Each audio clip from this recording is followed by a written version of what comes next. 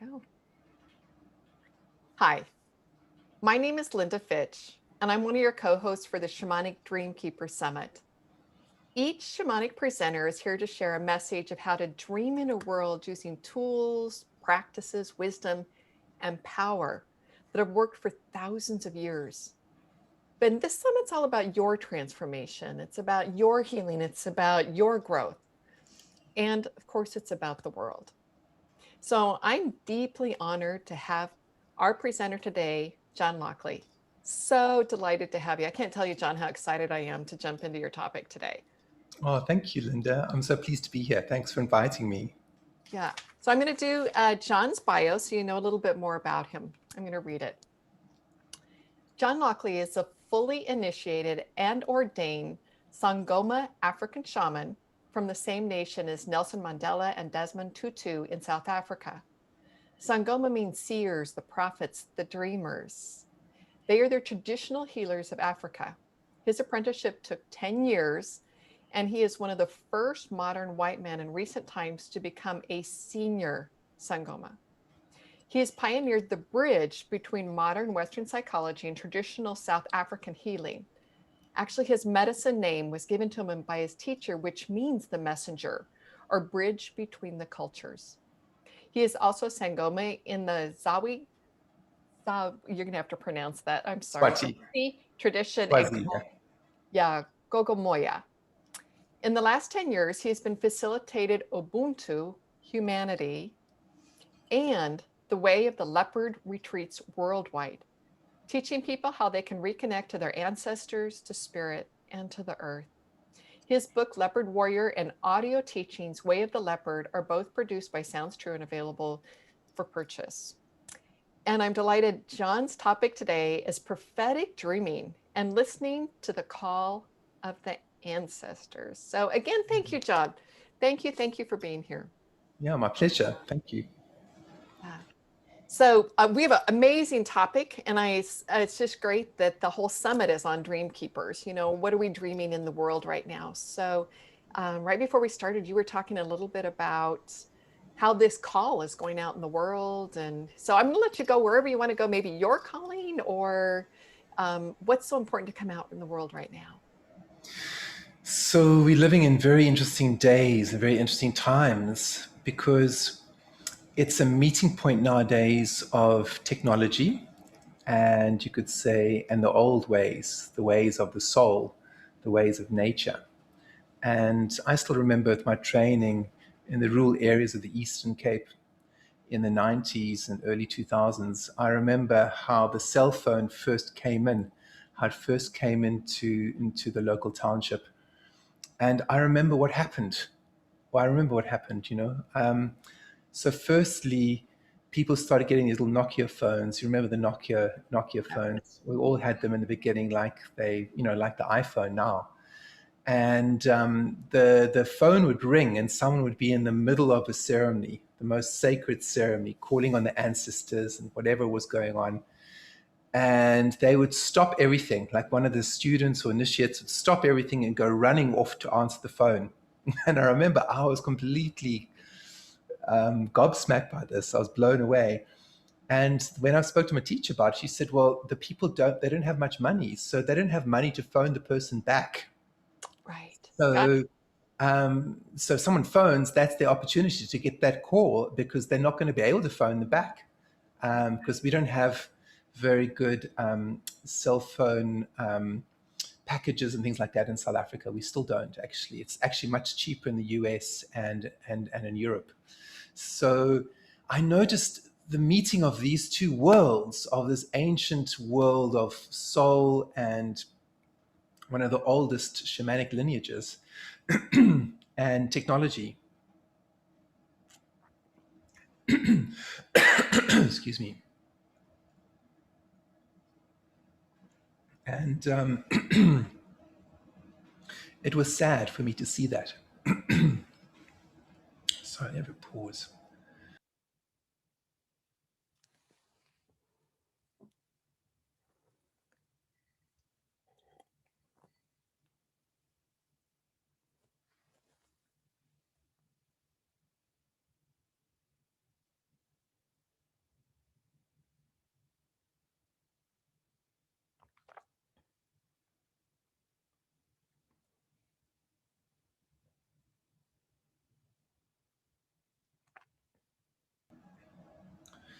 But the positive side of technology is that we're able to meet people all over the world. We're able to connect in time and space.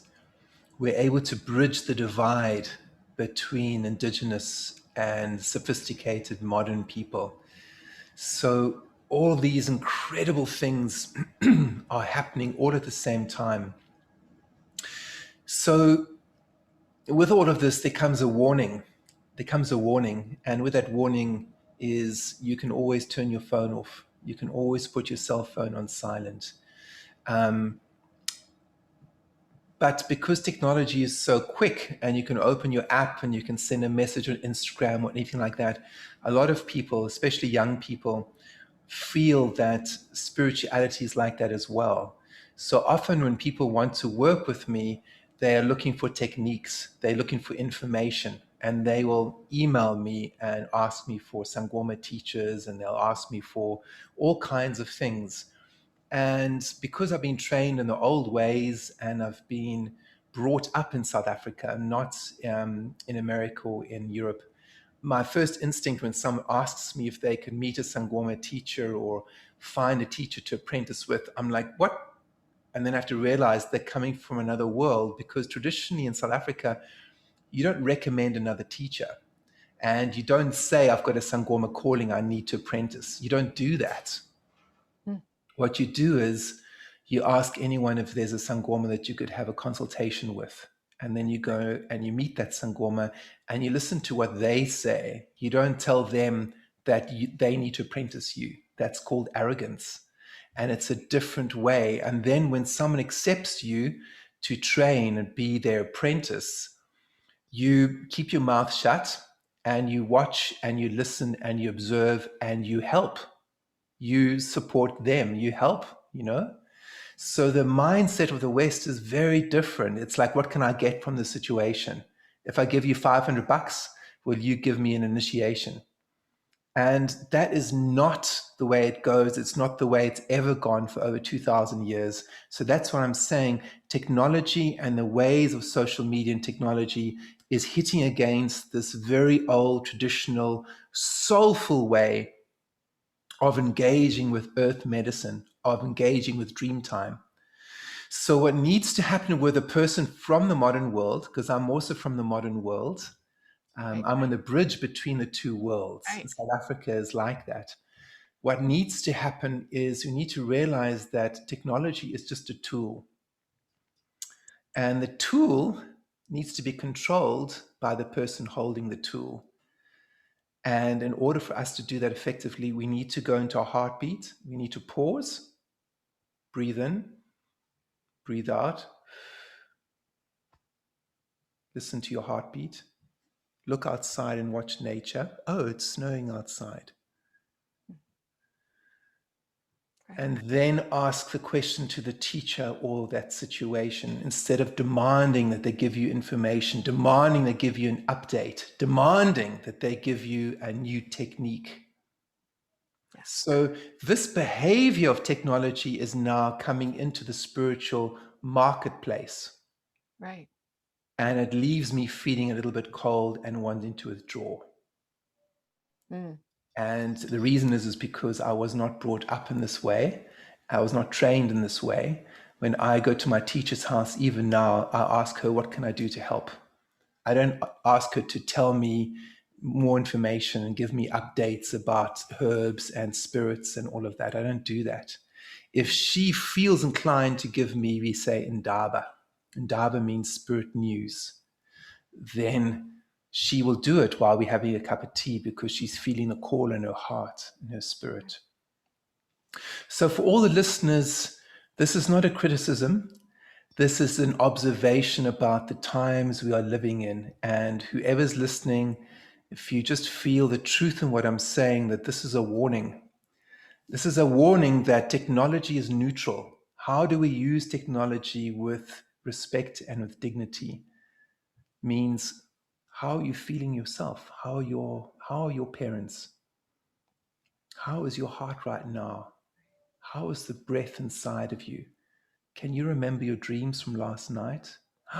You can't. Slow down. Turn your phone off. Listen. What does your breath say to you now? Can you feel your heartbeat in your hands right now? Slow down. Listen. We need to slow down and listen inside of us in order to speed up spiritually. But if people expect the spiritual world of information, if people expect the world of information to be like the spirit world, they're going to clash and they're going to go from one teacher to the next, like going to Walmart or going to Whole Foods and looking for a particular kind of milk. I remember when I was on tour in Boulder and I'd just been picked up in the airport, and my friend took me to the nearest Whole Foods to get some groceries. And I was exhausted from my flight. And the next thing, we're in Whole Foods, and I was almost in tears. And I said to him, Michael, I can't take it anymore. I can't take it anymore. And he was like, what? I said, all I want is a little bit of milk. And I've just come from South Africa. And in South Africa, we have 3 different kinds of milk, pasteurized, unpasteurized, full cream, and that's it. And here we have 20 different kinds of milk. And I don't know where I am. I'm going from one end of the shop to the other. I said, Michael, please just choose some milk for me because I'm exhausted already. And I kind of saw that as what's happening in the Western world. There's this proliferation of all different kinds of stuff. And it's almost like the hungry ghosts with all this different stuff to eat, but no one's being fed and no one's being filled inside. And to connect with ancestors is simple. To connect with your dreams is simple. If someone says you need all different kinds of techniques, they're missing the road. You know what I really love, John? It's that, that bridge between where it is this, okay, this is this technology. And I love that your spirit name is about that you are that bridge. And then here's these old ways. So how do we honor that, but turn off the phone? But it's almost like it's a whole culture that's been developed around that instant gratification. And that's what you're talking about. How do you bridge that? Come back to the breath. Yeah. And this impacts in a major way on dreams, because if you are so busy with your life and you're so busy looking at a screen, and before you go to sleep, you're so busy, where's the space for dreaming? Right.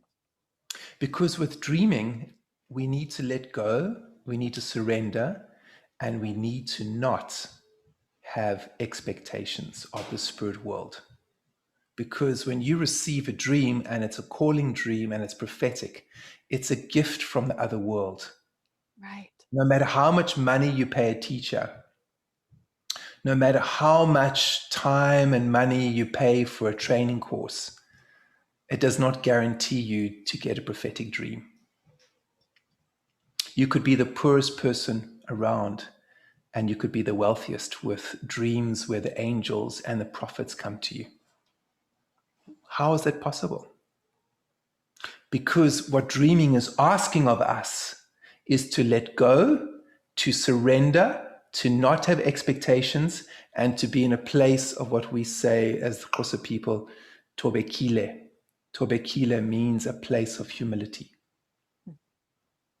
Humility does not mean to be obsequious, does not mean to be a beggar, and does not mean to feel less than and let people walk on you. That's not humility. Humility is about not thinking you know everything, not going to a teacher and then telling them that you have a sangoma calling and that they must train you before the teachers even open their mouth. Right. Going with Torbeka, with humility, means to not have expectations, to completely let go of your whatever you think an outcome is going to be, and to just surrender in each moment, and at the same time to offer yourself to nature. So offer yourself to the moment. So what is being called in the moment? So the child is hungry and the child needs to be fed. I have a young little boy, he's 7 months. So I have all these ideas of what I need to do with my day, and I have to let them go because I have to serve him and look after him. But before I had a child, I was on tour and or I was at home with my parents, and it's like, what is the call? How is life calling me in this moment? My parents are calling me. They need help. Someone else is. Or maybe the call is the spirits inside of me need to be fed, and I need to walk into the bushveld and listen to the sounds of the birds. And it strikes me again when we are so caught at that bridge, that technology, how what we do is we go back, oh, I'm bored, let me pick up my phone, instead of like, okay, how do you listen to the birds? Right. So there's been a gift. I don't know if anyone's been aware of this gift for the last year, and that gift is the COVID virus. I know it's brought terrible pain. I know it's brought terrible suffering for a lot of people, but it has also brought a few gifts, and we need to breathe in those gifts. And one of those gifts is things have slowed down. Yeah. And this has impacted nature. Certain parts of the world, people have been able to see the mountains where they haven't seen the mountains in 30 or 40 years in India. They've been able to see the mountains because of the slowing down of industrialization and industry because of COVID. COVID has also affected the social media world, where I've noticed there's not so much selling. There's not so much check out my workshop, come here, go there. Things have slowed down, and it's been wonderful. I've really enjoyed the slowing downness of things. I really have. Okay, so knowing our listeners, I'm sure everybody's got an iPhone or some sort of phone in their pocket, and yet they do have this spiritual calling, this wanting to be on that soul path. All right, so I'm going to take you back there if we could. So, my head wants to go to how-tos, but as you say, maybe it's just taking that breath, turning off the phone, and listening.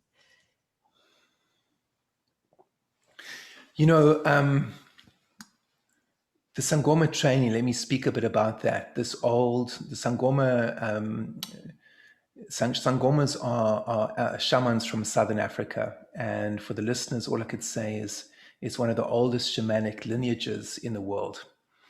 And one of the ways it was preserved is because of apartheid. Apartheid was a system of social engineering, keeping white people and black people separate and living in different areas. And this happened for about 50 years, going up till when Nelson Mandela came to power in 1994.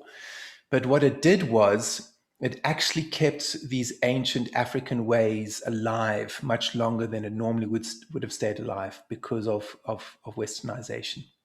So it helped preserve these ancient systems because the government didn't want mixing of white people and black people. But now that's changed and there's mixing. However, fortunately, this ancient system has lasted and been preserved into the 21st century. And this is wonderful. So let me speak a little bit about the training, and then this will give you some indication of how we use this ancient soulful knowledge with, even though you're in a modern world. So the biggest thing my teacher did with me is she taught me how to pray. She taught me how to pray, and she taught me how to listen to my dreams. So what does that mean? Well, in the Sangoma tradition, you don't just become a Sangoma. So first you are identified as having the Sangoma calling. And the Sangoma calling is a gift that comes to you from the Great Spirit. And it comes in a particular way. And it's not glamorized in Southern Africa because often we get a very profound illness. And that's called the Twaza illness. And that makes people very, very sick because people get very psychic. But as they get very psychic, their physical body gets very weak. So you get your immune system drops and you get all kinds of illnesses.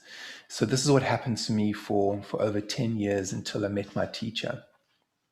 And then when I met her, she said that she'd had a dream the night before where the Great Spirit came to her and said that she was going to train someone from another culture to become a Sangoma, a senior Sangoma like herself. And then when I came through her gate, she said I was the one that she had to train. And then when we sat down and we spoke, she said that you got so sick with the Twaza illness, you almost died. Right. And she said, what took you so long to come to me? And I said, apartheid, Mum, apartheid. And because it was against the law for white people to go into the township unless they were military, unless they were priests, or unless they had a special pass.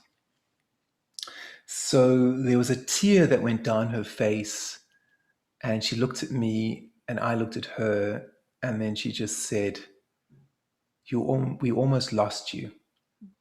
And then in that moment, there was just this love between us. And then she said to me, do you want to become my apprentice? And I said to her, what does it mean to be a sangoma? And she said, to be a sangoma means the ancestors are going to come through you, and they're going to show you how to heal people in all different ways. And also, you're going to stop being so sick once you accept the calling. Mm-hmm. And I said, does that mean my knees will get better because I couldn't walk very well? And she said, you're going to be a great trance dancer. Your knees are going to be wonderful. I said, really? She said, yes. I said, okay, Diavuma, I accept the call. She said, wonderful. You'll be my senior student because you've gone through so much on your own in the cold without any support. And come tomorrow and I'll make you your first white beads. So this is what happened. I went the next day, she made my white beads, and then I became her apprentice. And it was wonderful, and it was incredible, and it was also very, very difficult. But one of the main teachings which I can share is that simplicity of praying to your ancestors and listening to your dreams. Because sometimes the dreams you have are calling you to take some kind of action. And sometimes people are caught in a loop of repetitive dreaming because they are not listening to what they need to do. They need to do something. And I believe that everybody can understand their dreams. They just need to listen to their dreams and put everything aside and spend time feeling the dreams. So to become a sangoma is an apprenticeship, and it lasts a number of years because we go from one ceremony to the next. There's a number of different ceremonies before you graduate. And the way we know when we are called to do a ceremony, it's based on the dreams. So I will be with my teacher. We will do the prayers together. We will sit and we'll pray, and we'll stand on the ancestral lands, and we'll call in the Great Spirit. We'll call in our own ancestors. We'll call in the wisdom keepers. We'll call in the nature spirits. And then we will honor them and give thanks for this life. And we will say, Uvulunlela manyange, which means please open the road, great ones. Uvulunlela tiqawam, please open the road, great spirit. Ndiyavuma, umsebenzi wegqirha. I accept the calling of being a sangoma. And then I go home, and my teacher would give me herbs to cleanse my body with and drink with. Now, they're not hallucinogenic, in case the listener gets excited. They are very calming herbs with no hallucinogens at all. So then I would go home and I would sleep and I would dream. But the dreams would then be the spirits coming to me, giving me information. We say indaba. Indaba means spirit news. It's like the way of the elephant. Elephants are known as Abantu Banlovu. Say that again. Sangomas are known as Abantu Banlovu, which means people of the elephant. Okay. Because we are like Ganesh priests. Our job is to help remove obstacles for people. And we have to communicate between the world of the living and the world of the dead. And we have to communicate with the world of the earth, just like the elephant. The elephant communicates between the different worlds, and the elephant has got two different ways of communication: through its trunk, sona, through the trunk, and also through its feet, subsonic. So sonar and subsonic. And they send vibrations through their feet. And when sangomas dance, we send prayers and vibrations into the earth. And then we call on the lightning and we call on the weather through our trance dance. So we are known as Abantu Banlovo, the people of the elephant people, because we communicate with the spirit world and with the natural world through our bodies and our dancing and our feet. And then we create electricity. And that's why Xhosa sangomas are known as amagqirha. So I'm known as an igqirha, which means the one who holds the lightning rod of the ancestors, holds electricity because of that energy going through our spines. So we are, you could say, like kundalini yogis. And this all sounds wonderful and glamorous to the Western ear, but it's extremely painful because as a sangoma, you feel the suffering of others. You are a very finely tuned empath. And part of the training is learning how to deal with the suffering of others and your own suffering. And then when we go into trance, our job is to give the message from the spirit world to the living. And that's called Indaba, it's called spirit news. So in this moment, my job is giving some information about dreaming and how people can dream better. So for the listener to dream better, the first thing you need to do, the first thing is slow down and listen to your heartbeat, listen to the breath inside of you, and light a candle to your ancestors, because we need to show respect to our humanity. And then we can go from there. And I loved in something I was reading that you wrote that it was talking about the ancestors aren't just our own ancestors. It's much broader than that, right? It's much broader than that. It's much bigger than that. It's too simplistic to say, oh, in Africa, they just worship ancestors. That's what the missionaries thought. The missionaries thought that Black people didn't know God, and they were heathens, they were pagans, and they were not connected to spirit. That's what they thought, because they went into Africa thinking, we are going to colonize and we're going to spread the word of Christianity because these people don't know God. But the opposite is really the truth. That the reason why the people always mention the word ancestors is really out of respect for the humanity. Because if they were going to give more energy to the spirit of the lion or the spirit of the elephant, then it would show extreme disrespect to their own foreparents who brought them into the world and made them, help them survive. So often when people say ancestors as African traditional people, often they don't just mean their blood and bone ancestors. Often they mean like spirit guide or nature spirit or an animal spirit like the elephant or the lion. But out of respect to their own parents, they say ancestor. Right. Got it. And the missionaries never knew this, so they didn't put it into writing. And what I'm saying to you is not even in dictionaries in South Africa, because the dictionaries were written by the missionaries. Right. And I'm not putting the missionaries down either. They were ignorant and they made a mistake about some fundamental African spiritual ways, which has had a terrible legacy in the world. Absolutely terrible, because right up until now, it's 2021, there's very, very few African shamans around the world teaching outside Africa because of what I've just said to you now. Right. So ancestors, when we say ancestors in Africa, we don't just mean blood and bone. We also mean nature spirits. We mean the silent hidden ones. We mean the spirit of the lion.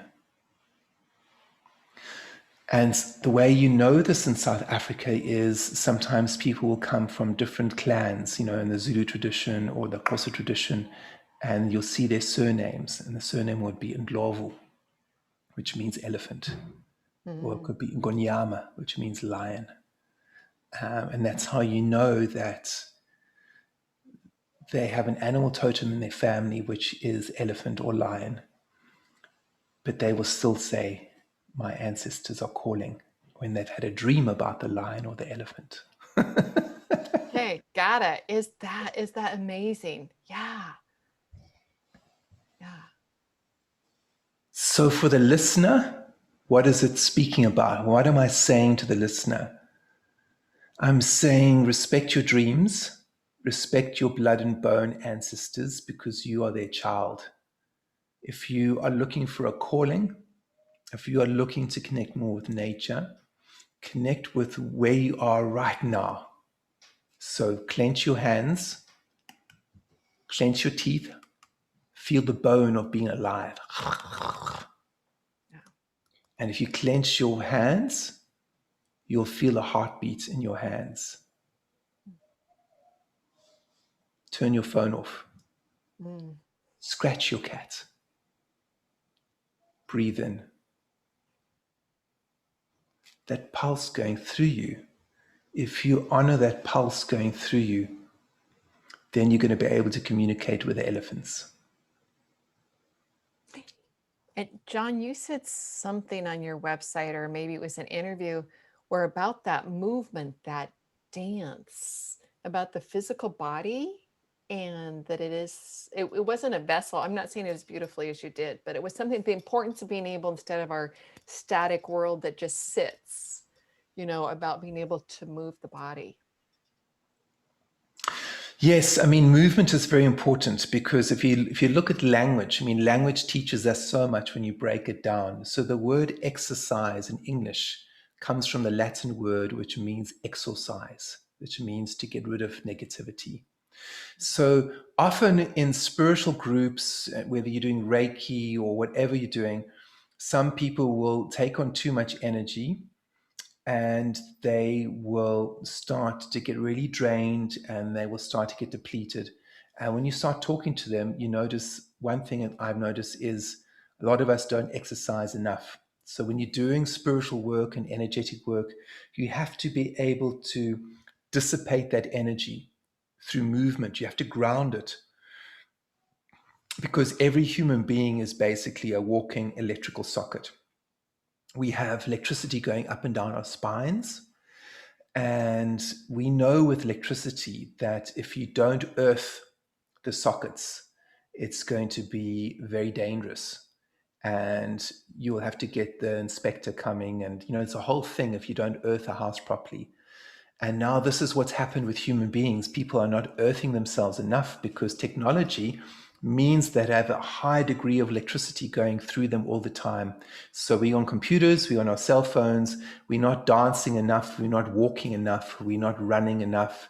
So straight away, we are being charged, but we're not being earthed. So people will start to feel depressed, they'll feel lethargic, they'll feel overwhelmed. All these things can be sorted out through just a very simple physical regimen of walking like 20 minutes a day, of going near trees, of taking your shoes and socks off sometimes and just putting your feet in the ground. I noticed this when I was on tour, and I went to different countries. Like I went to the US, and I was in New York City, or I went to London, or I go to Mexico, and I'd play my drum, and people would have these incredible dreams about their ancestors. And I thought, like, what is this about, And once I remember going to New York City, and I did an evening talk, and I played my drum and I sang. And then afterwards, I got a couple of emails where people actually had dreams of their ancestors. And then I realized what it was about, partly, and that is through my drum, which is very earthy, and also through my talk, I'm encouraging people to dance, and I'm encouraging them to feel the rhythm of their heart and to earth themselves. So as I'm dancing and drumming, I'm helping people to earth themselves, and that's just enough for them to get the dreams they need to. Yes. Right. Yeah. So dreaming is simple. Dreaming of the ancestors is simple. Dreaming of the light beings and the other beings is simple. But how can you let go of your expectations of wanting a good dream? And how can you listen to your heart without expectations of wanting to be a different person, or wanting to be famous, or wanting this or wanting that? How can you just sit and listen and go, I'm grateful I'm alive? Right.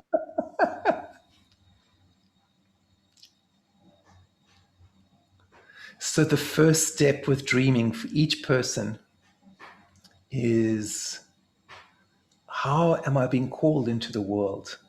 What are my dreams saying? Write your dreams down. And if you feel electricity from the dreams, if you feel like there's something touching you that makes you feel, as Carl Jung would say, numinosity, which is a touch of the profound, a touch of the divine, if you feel that, even if it's just one simple image, listen to that image, write it down, and feel, how is that image calling you into the world? If you don't listen to that, then you can still stay without spiritual growth, just existing. Right. And nowadays, there's so many people who are like zombies. They're not listening to their spirit, they're listening to their cell phone. And I've seen people in cities all around the world almost killing themselves because they're not watching where they're going, and they're crossing a road and they're actually texting while they're doing it. Right. I've watched people in Amsterdam, can you believe it, on bicycles in summertime, which is incredible, cycling the rate of knots and texting at the same time. I have glided into people in JFK. I remember this one guy in particular. He looked at me with such disgust, even though I was walking and he was on his phone like this.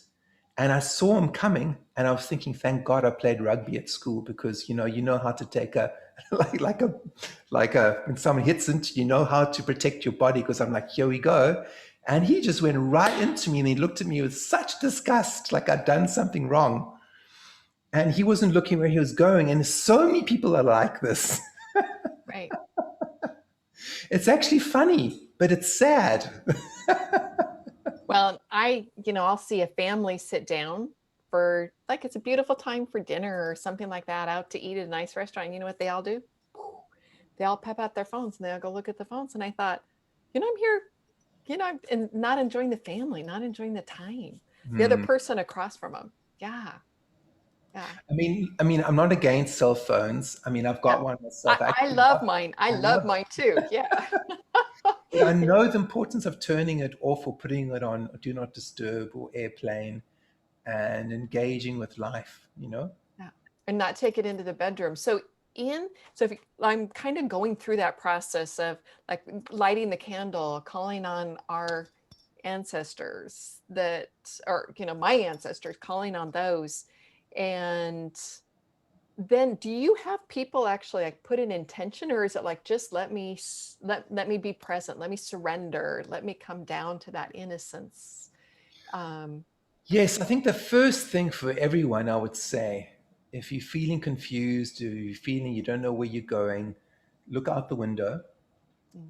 and look at the birds. Do you think the birds are feeling confused? Do you think the birds don't know where they're going? If God, or you could say the Great Spirit, can look after one little sparrow in a Canadian winter, how much more could the Great Spirit look after you? Yeah. The only little clause is, you have to listen. Right. The sparrow is listening because it's part of its instinct, it's part of its survival. If it doesn't listen, it dies. The stray cats walking in the snow outside are listening, because if they don't, they die. The Right. human spirit is in danger right now because we Mm. are killing this world. So we need to listen. Yeah, we pick up our phone and communicate. That's fine, because it's a tool. It's a beautiful tool. It's incredible. I mean, it's magical, because it means we can engage with the portals. We can engage with different worlds and different people, but it's not in control. What is your dream and how are you being called? If you don't know what it is, close your eyes, listen to your heartbeats, create some space in your life every day to feeling, to listening, to praying. And if you don't know how to do that, watch the birds. Watch the wild geese return. Watch them fly off. Watch the birds as they're so present. Watch the cats as they move and they feel the world with their whole bodies. It's time that we stopped just listening to one another, but started to also listen to nature. Because nature is in a very bad way right now, partly because we are not listening to nature, but then we are also not listening to our own inner nature. So the dream of the living affects the dream of the night. So the living dream is the conversation we're having right now. This is a lucid dream. This is a lucid dream right now, and it's in a waking state. And as we focus and center on ourselves and breathe in, breathe out with respect and dignity, it's going to change the dream we have tonight. That's Right. part of ceremony. That's part of ceremony. So when I'm with my sangoma teacher and we show love and respect for each other and we share some prayers, and then when we sleep, we let go and the spirits come to us. And then if somebody needs, and they have that movement to then let all that energy that they don't want to take in to the night, to let that out of their body. Yeah. Exercise, go for a walk. Yeah. I'm not going to recommend going for a big physical gym training. I've got friends who do that. I've got trainer friends who taught me so much. But there's something very simple about just going for a 20-minute walk and breathing in and out and watching the birds. And if you have to bring your phone, put on Do Not Disturb and see how much you can listen to the birds and how many different birds and species of birds there are in your walk. And notice the wilderness and the wildlife when you're going for a walk, whether it's New York City, whether it's London, whether it's the countryside. Just breathe in and breathe out and see how straight your spine can be. How can you expand your chest? How can you stand up with dignity? And how can you walk through the wilderness like a lightning rod, seeing how much energy you can absorb? All right. And then now, John, take us in that. So you're opening that window for those prophetic dreams, right? That's, and the ancestors to move in and through someone. It's a gift. Each dream we receive is a gift. We are not in control. I think this is the point. When we're working with technology and our iPhone and we loading apps and we are making, publishing social media, we're making noise, we're publishing and we're saying things. We're in a state of doing. Right. The dream time and working with dreams is a state of yin. It's the state of receptivity.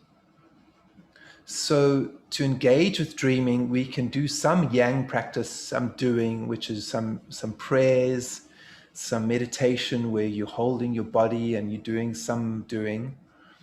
But we have to realize that we are living in a state of grace. A state of grace means that we are born. We were not in control of that. Maybe your parents were. But when a child is born, there's no guarantee that after making love, you're going to have a baby. So each one of us was actually born in a state of grace. And a state of grace means we are not in control. We are not in control. And the Bushman people of Southern Africa would say, this life is a dream being dreamt by the great dreamer. How do we come closer to the great dreamer? We let go and we allow the grace of being alive to move through us, which means letting go. So do some prayers and some intentions before you sleep and then let go, because we are not in control of whether we get a prophetic dream or not. Someone is not in control about whether they get a sangoma calling or not. And here, this is an incredible thing. You can receive a sangoma calling, but it doesn't mean you're going to become a sangoma. because of grace. It's not up to you.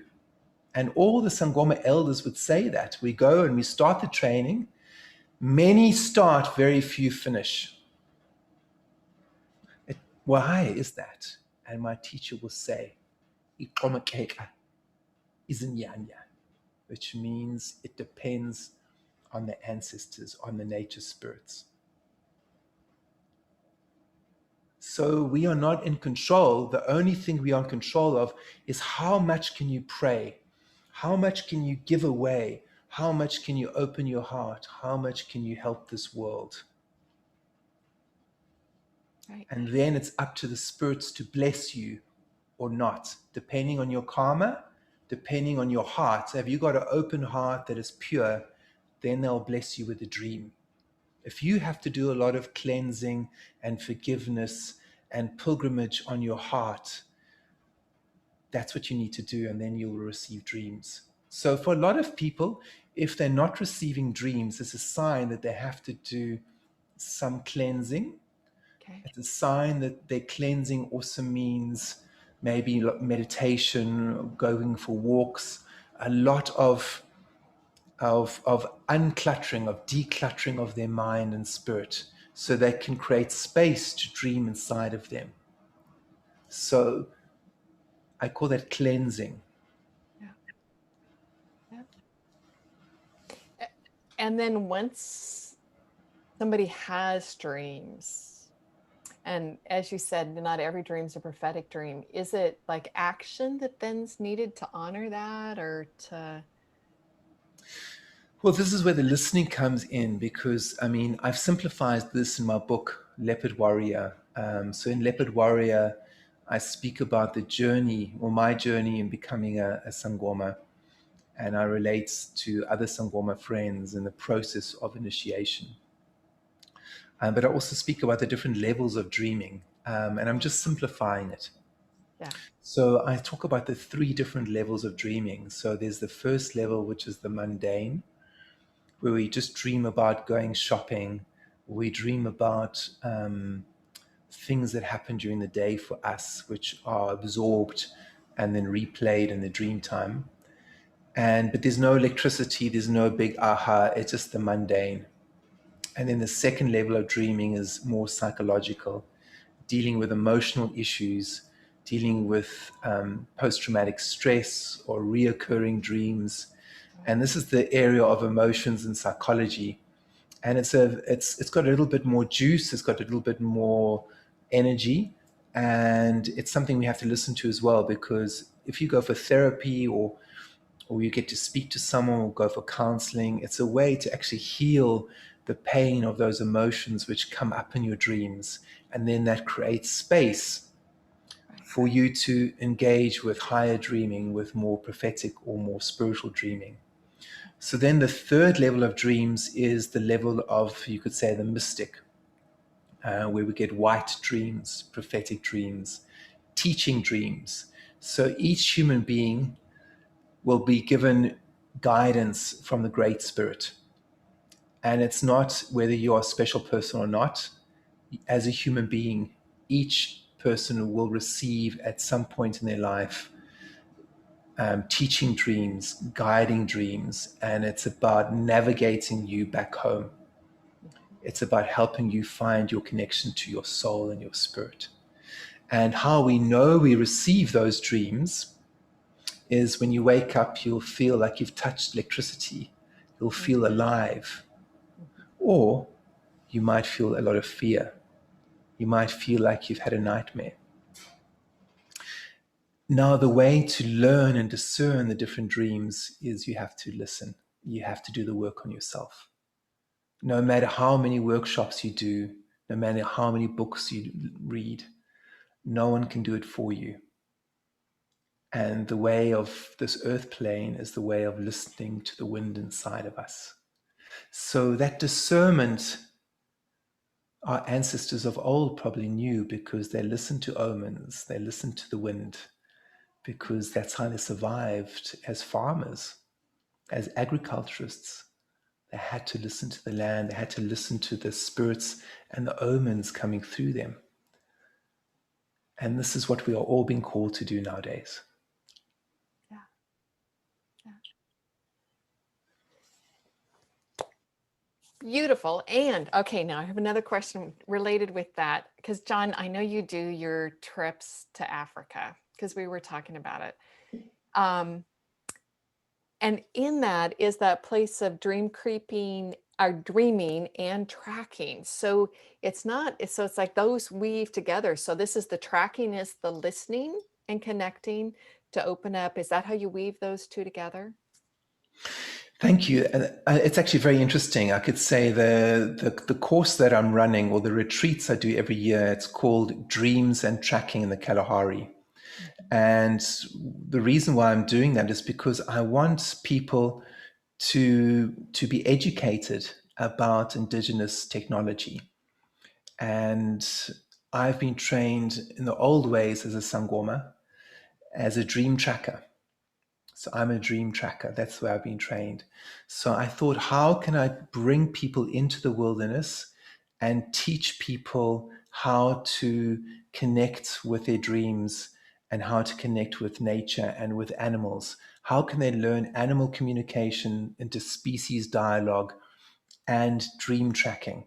So I teamed up with a tracker who was educated by the Bushman people, and he had dreams about me. And one of the dreams he had was it wasn't actually a dream. He had developed a relationship with a leopard, a wild leopard. And one day he went into the bushveld in Botswana and he saw the wild leopard and he tracked her and he met her in the bushveld and he spoke to her and he said, he told her about me and the work we're doing. And he said that she said that he needed to reach out to me as soon as possible and invite me to Botswana because she wanted to download some information to me. That's what he said the leopard told him to do. So he contacted me when I was on tour in Montreal, and we had this WhatsApp call. And he's not new age. He's not a hippie. He's a guy that spent the last 30 years of his life in the bush, in the wilderness in Botswana. So he said this wild leopard came to him and this is what he received. So he said, as soon as you can get here, John, please come because Matsebe hasn't got long to live. Wow. So this is what I did. I went to Botswana as soon as I could, and I received the knowledge from the bushveld, and I connected with the offspring of Matsebe, with the leopard, and she died quite soon afterwards. And so this is an incredible teaching for people, bringing people from the modern world into Africa to teach them how to track their dreams and also how to track animals. And it's only 9 days, but within that time, we are hoping that people receive some kind of connection to the wilderness in those 7 days. Because like the shamans of old, all around the world, the shamans of old were also trackers, Right. incredible trackers, nature trackers. And the top nature trackers were also shamans. And nowadays, because of colonization and because of species extinction and deforestation and westernization and industrialization, all these things, it's very hard to find one tracker who also is a shaman. So we're bringing those two skills together, where my friend Owen has been trained as a tracker from a very young age, where he was raised by a Bushman lady. And then I was trained as a shaman from a very young age and apprenticed. So we're bringing these two skills together, and then we are taking people on a journey for 7 days. Phenomenal. So for all of our listeners, that's 2022, right? Next year, yeah. Next year. Yeah, yeah. And I do want to talk about some of the other ways people can connect. I love that dream tracker. So you can actually do a session with John if you want. You can book that on your website. So John's website is www, his name, johnlockley.com. Yeah. All right. So, oh gosh, there's so much. I still want, I mean, like I could take another hour of you, John. So Well, But people can if they want to engage with me, and maybe funds are they're struggling like a lot of people nowadays. right. Then what I can recommend is just subscribing to my monthly webinars, and my monthly webinars often go for an hour and 15 or an hour and a half, and it's not a lot of money, and then they get the recordings afterwards. So it's a very good way to engage with my teachings in a regular way, with also community of other people, and then being able to ask me questions and things like that. Because I wanted to find a way that's affordable for people to engage with the teachings in a community setting. And I think this is where technology is incredible, because they Zoom calls once a month, but it goes very, very well. I mean, it feels just like a ceremony, and people's hearts are right there with me. And I feel very blessed to be in a community of dreamers and people who want to connect with the earth and want to connect with animals. And every month I have a different theme, but it's often around dreams and ancestors and nature and animal communication and all of these things. Right. And it's all on my website, yeah. Right. And they can actually, there's past ones that if somebody was interested in a certain topic that they could purchase too. That's Yeah. right. Yeah, yeah. Exciting. Yeah. Oh, plus your book, and then the audio course by Sounds True. So they have both of those to connect. Yeah, Yeah. the audio course is different. It's not an audio book. It's called The Way of the Leopard, and it's about teaching people basically how to engage with the wilderness, but first waking up themselves. And it's amazing because if someone reads my book, you get to the last page, and then you'll see how I'm engaging with a wild leopard. And this is what happened in real life. Great. Yay. Okay. So before we finish, so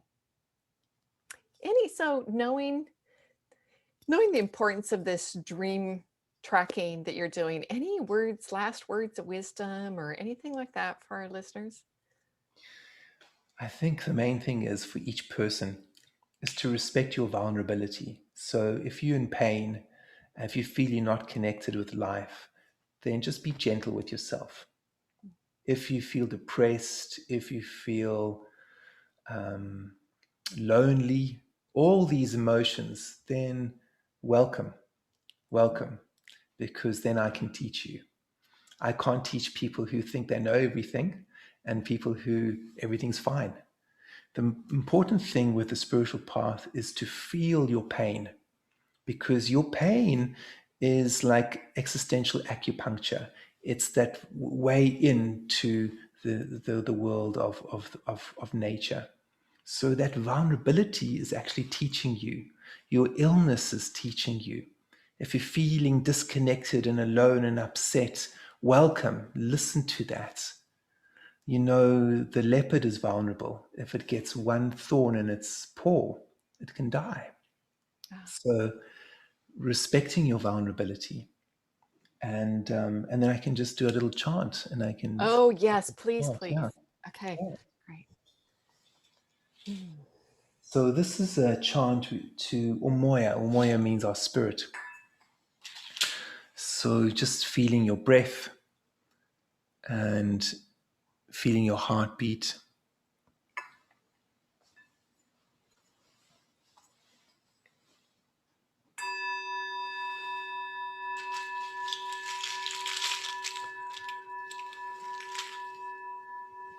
Oh, Moya, Moya.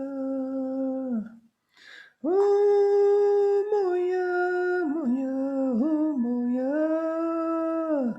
Oh, Moya. Oh, Moya, wa, Moya, yo. Oh, Moya, wa, Moya. Oh, Moya, wa, Moya. Oh, Moya, wa, Moya. Oh, Moya, Moya, wa, Moya. Oh, Abazalibam, oh, Abazalibam. Abazalibam, oh, Abazalibam. Oh, Moya, oh, Moya. Oh moya, oh moya. Oh tiko wa mongo tiko, tiko wa mongo tiko, tiko wa mongo tiko, tiko wa mongo tiko. Oh tiko, oh tiko wa, oh tiko, oh tiko wa. Oh moya wam, oh moya wam, oh moya wam. Oh moya, hey moya, oh moya, oh moya, oh moya.